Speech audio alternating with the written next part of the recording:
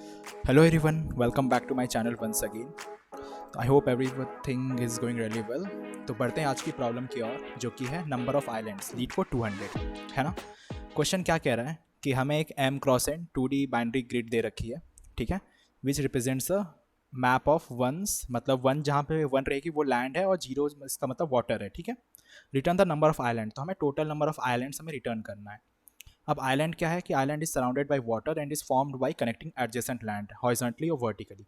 अब इसका मतलब देखो, इससे हमें ये पता चलता है कि हम हॉरिजॉन्टल जा सकते हैं और वर्टिकल जा सकते हैं, ठीक है।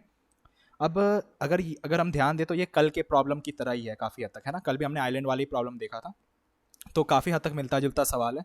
इसका मतलब ये कह रहा है कि हम अगर इस पर्टिकुलर वन पे हैं, इसका मतलब लैंड पे हैं, है ना। तो उस लैंड से हम या तो वर्टिकल ही जा सकते हैं या फिर हॉरिजॉन्टल जा सकते हैं, है ना। दो ही रास्ते हैं, या तो वर्टिकल या हॉरिजॉन्टल। ये हम डायगनली नहीं जा सकते, है ना। इस तरीके से कुछ भी नहीं होगा। Okay, an island surrounded by water and is formed by connecting adjacent land. Okay, you may assume all four edges of the grid are all surrounded by water. तो ये जितने भी एज होंगे ये सारे मतलब पानी से ही सराउंडेड हैं। ओके, बाकी इन्हें ग्रिड दे रखा है, तो हमें नंबर ऑफ आइलैंड कैलकुलेट करना है।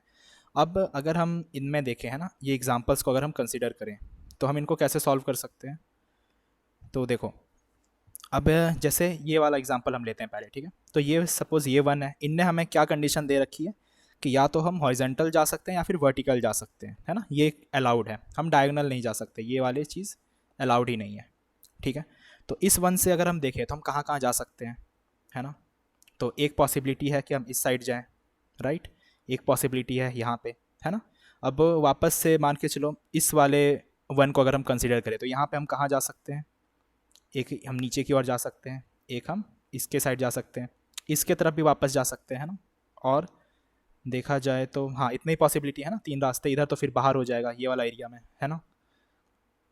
सिमिलरली अगर ये वाला वन होगा तो ये भी इधर जा सकता है, ये ऊपर की ओर वापस जा सकता है, फिर नीचे जा सकता है ना। और फिर कहाँ कहाँ जा सकता है, तो इधर से ये वापस भी आ सकता है ऑब्वियसली। तो इस तरीके से जितने भी वन आपस में एडजेसेंटली कनेक्टेड होंगे, है ना, तो वो हम देख लेंगे और उस पूरे को हम कह सकते हैं कि ये हमें एक पर्टिकुलर आइलैंड हमें मिला, है ना। तो अगर हम ध्यान दें तो ये जो हमने अभी तक देखा ये पूरा एक आइलैंड है ना, ये वाला हिस्सा। तो हम कह सकते हैं यहाँ पे हमारा आउटपुट कितना आएगा, वन, क्योंकि ये सारे वन जो है ये लैंड है और ये सारे आपस में कनेक्टेड है ना। हर एक वन से हम उस पर्टिकुलर वन में जा सकते हैं। वहीं हम अगर दूसरा एग्जाम्पल देखें, है ना, इसके साइड वाला, तो एक सेकेंड मैं इसको कॉपी कर लेता हूँ क्योंकि आगे में हमें रेफरेंस की ज़रूरत पड़ेगी। अब इसमें हम काम करते हैं। तो देखो, अगर हम इस वन पे गए, हम कहाँ कहाँ जा सकते हैं, हॉरिजॉन्टल और वर्टिकल, है ना। इस वन से हम इस पर्टिकुलर वन पे जा सकते हैं, राइट। इस वाले वन पे भी आ सकते हैं, परफेक्ट। अब इस वन से हम इस वाले वन पे जा सकते हैं। इसके पास कहाँ ऑप्शन है, क्या ये इधर जा सकता है, नहीं। क्या ये नीचे जा सकता है, नहीं। ऊपर में ऑलरेडी हम यहाँ पे विजिट कर चुके हैं, तो ये आपस में ही रहेंगे। तो हम कह सकते हैं कि यहाँ पे हमें एक आइलैंड तो दिख रहा है, ये वाला आइलैंड हमें मिल गया, ठीक है। उसके बाद इधर देखेंगे नेक्स्ट वाले आइटम्स पे, तो इधर तो जीरो जीरो है, मतलब वाटर ही भरे पड़े हैं। अगेन हम इधर आए तो एक वन हमें यहाँ दिखा, है ना। तो ये कहाँ जा सकता है, एक इधर जा सकता है, लेकिन इधर भी पानी है, इधर भी पानी है, इधर भी पानी है, चारों रास्ते में पानी है, तो ये कहीं भी इधर इधर नहीं जा सकता। तो हम कह सकते हैं ये अलग आइलैंड होगा हमारा, है ना। तो अभी यहाँ से एक आंसर आ चुका है, एक आंसर हमारा यहाँ से आ गया है। देन अगेन हम इधर आइटरेट कर रहे हैं इस वाले ग्रिड पे, देन हमें अगेन एक वन मिला, है ना। ये वन से हम फिर किधर किधर जा सकते हैं, चार डायरेक्शन है।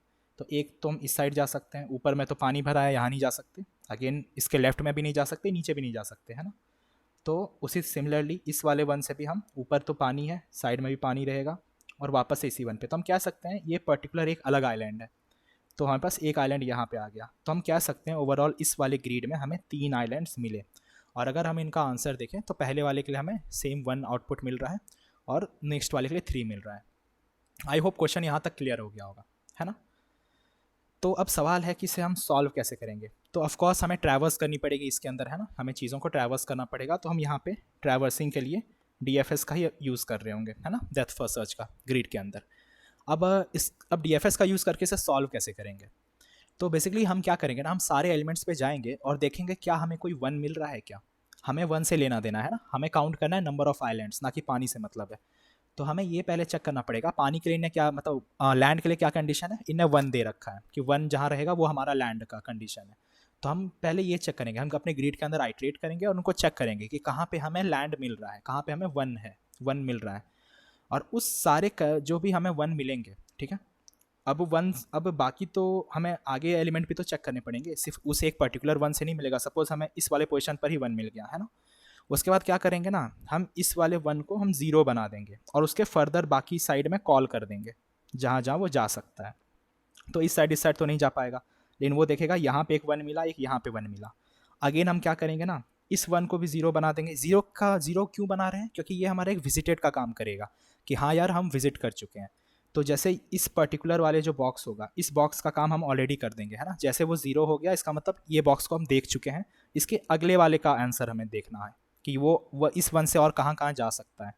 तो हम क्या करेंगे ना, जैसे हमें हमें उस पर्टिकुलर बॉक्स पे गए, उसे ज़ीरो बना देंगे और उसके अगले के लिए कॉल कर देंगे, अगले वाले डायरेक्शंस के लिए। अब अगर यहाँ पे वन मिला तो अगेन यहाँ पे ज़ीरो हो जाएगा और फिर ये बाकी अपने चारों डायरेक्शन में कॉल कर देगा। अब ये देखो, अगर ये इस डायरेक्शन में कॉल करता है, इस पुराने वाले डब्बे में वापस, तो ये देखेगा यहाँ ऑलरेडी ज़ीरो हो चुका है, तो ये आंसर में दोबारा काउंट नहीं करेगा, वो देख लेगा कि ये ऑलरेडी विजिटेड है।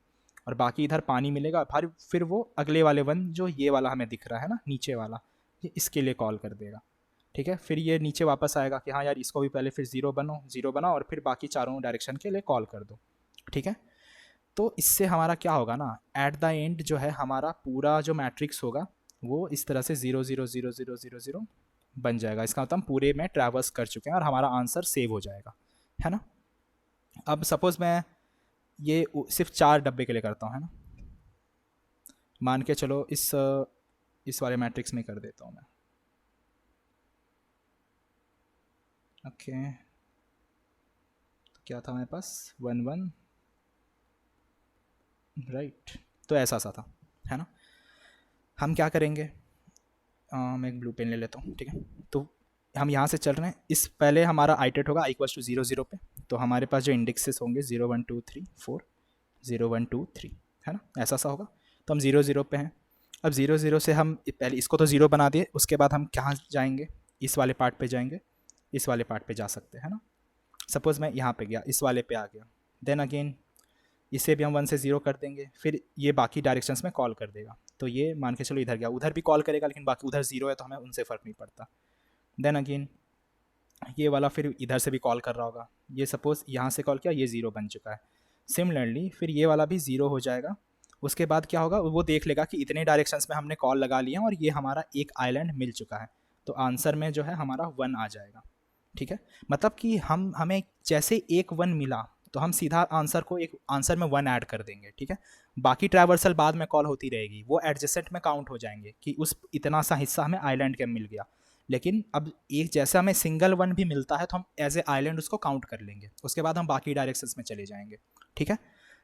इसका मतलब फिर मैं क्या कह रहा हूँ कि अब जैसे ये काउंट हो गया, उसके बाद फिर वो विजिटेड हो गया तो ये भी 0 हो चुकी होगी। देन अगेन हमारा लूप चलता जाएगा कि इसको चेक करेंगे, इसको चेक करेंगे, लेकिन यहाँ पे पानी भरा हुआ है, ये अगेन यहाँ पे आएगा तो देखेगा ये भी 0 हो चुका है, ये भी 0 है, तो ये भी काउंट हो चुका है, ये तो 0 काउंट होगा नहीं, वो ब्लू वाले 0 काउंट हो चुके होंगे। देन अगेन यहाँ पे 0 आया, अगेन 0, फिर यहाँ पे एक 1 आया, है ना।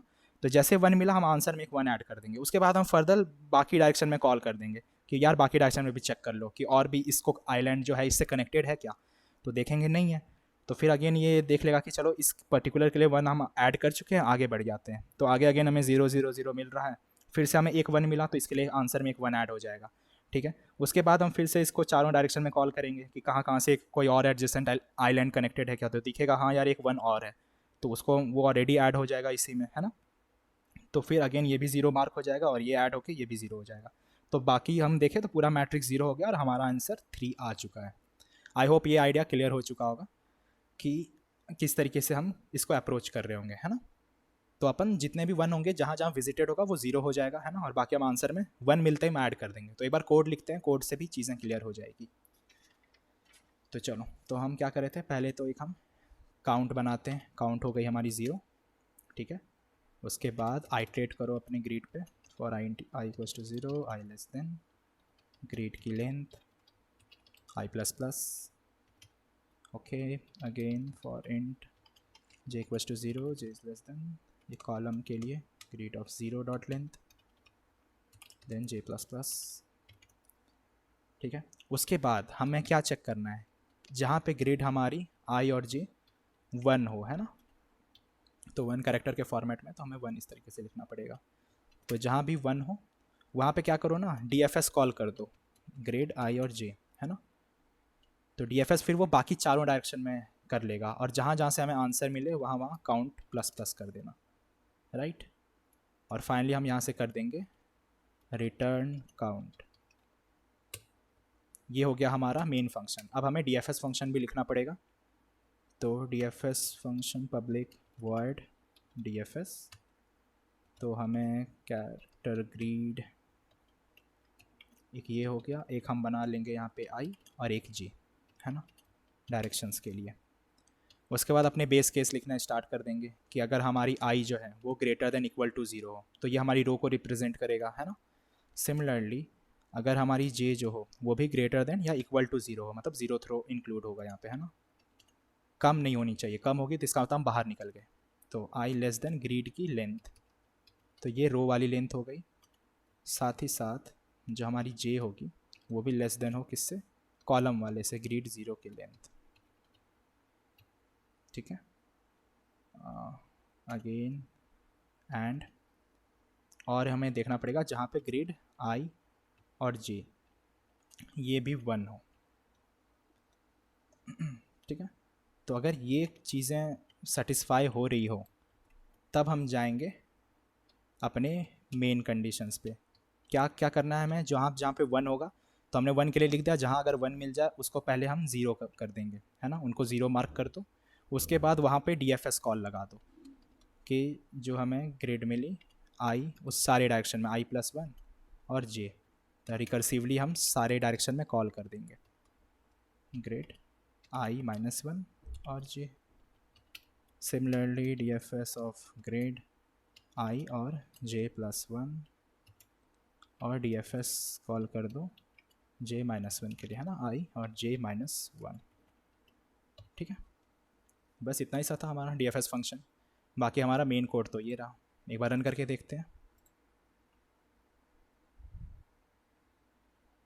क्या हो गया इसे, अच्छा यहाँ पे डबल मैंने दे दिया।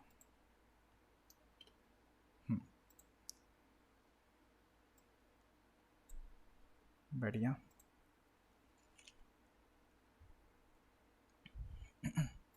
तो हमारा कोड सही से रन कर रहा है यहाँ पे, ओके। तो कोड आई होप क्लियर होगा हम किस तरीके से चीज़ें कर रहे हैं। तो DFS फंक्शन तो आई गेस क्लियर होगा ही। तो इसको हम ऐसे देखेंगे जैसे कि मान के चलो, एक सेकेंड। तो DFS में क्या होगा कि I greater than equal to 0, है ना, इसका मतलब हम 0th पोजीशन पे हैं, 0 से कम नहीं होना चाहिए। 0 से कम क्या होगा, फिर हम ग्रिड से बाहर निकल जाएंगे। तो ये जो बेस कंडीशन है, यह ग्रिड के ही अंदर रहने की कंडीशन है ना। लेस देन ग्रिड की लेंथ, तो जो रो की लेंथ होगी, है ना, उसके अंदर में यानी 3 तक हम जा सकते हैं, राइट। सिमिलरली कॉलम के लिए भी वही होगा कि अगर J हमारा जो होगा वो ग्रेटर देन इक्वल टू 0 है तो ठीक है, अगर मतलब उससे कम है इसका मतलब वो ग्रिड के बाहर है। और साथ ही साथ हम एक और कंडीशन चेक कर रहे हैं, और साथ में जब ग्रिड हमारी 1 रहेगी, है ना, I और J हमारी वहाँ पे उस पर्टिकुलर लोकेशन पे 1 रहेगी, तो जहाँ जहाँ 1 है उसको हम पहले 0 कर देंगे, और बाकी चारों डायरेक्शन हम कॉल कर रहे थे, है ना। अभी हमने जस्ट देखा है ये चीज़। तो ये हमारा DFS हो गया। आई होप DFS क्लियर है यहाँ पे। उसके बाद हम मेन फंक्शन में क्या कर रहे थे, हम काउंट पैरामीटर, एक काउंट वेरिएबल बना लिए कि काउंट करना है हमें। उसके बाद ग्रिड के ऊपर हम आइटरेट कर रहे हैं हर एक एलिमेंट पे इस दोनों फॉर लूप से। उसके बाद हम चेक करें अगर हमारी ग्रिड ऑफ I J वहाँ पे 1 है तो बस ये DFS कॉल लगा दो वहाँ पे सारे डायरेक्शन में, और काउंट हमारा इंक्रीज कर देना 1 से, क्योंकि ये क्या कर रहा है, DFS बाकी एरियाज़ को कवर करेगा, है ना।